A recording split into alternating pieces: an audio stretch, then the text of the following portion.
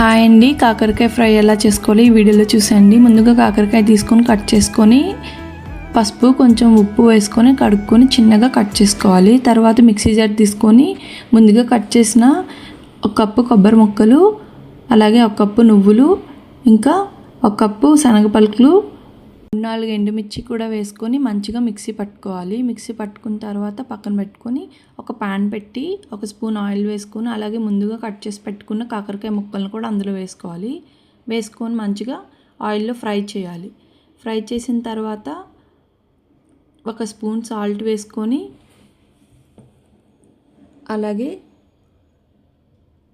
1/2 tea spoon పసుపు వేసుకొని మంచిగా కలుపుకొని 5 to 10 minutes వరకు అలా కలుపుకుంటూ ఉండాలి.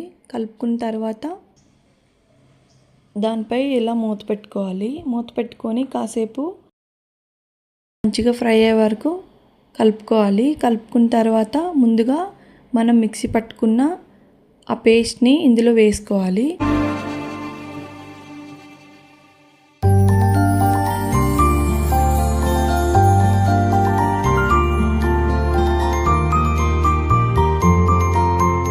పేస్ట్ వేసాక మంచిగా కలుపుకోవాలి. 5 minutes అలా కలుపుకున్న తర్వాత మంచిగా ఫ్రై అవుతుంది కదా. తర్వాత కొంచెం కారం వేసుకొని ఒక 2 minutes అలా కలుపుకొని తర్వాత మిగిలిన కొంచెం పేస్ట్ కూడా పైన చల్లుకొని స్టవ్ ఆఫ్ చేసేస్తే మనకి కాకరకాయ ఫ్రై అనేది రెడీ అయిపోతుంది.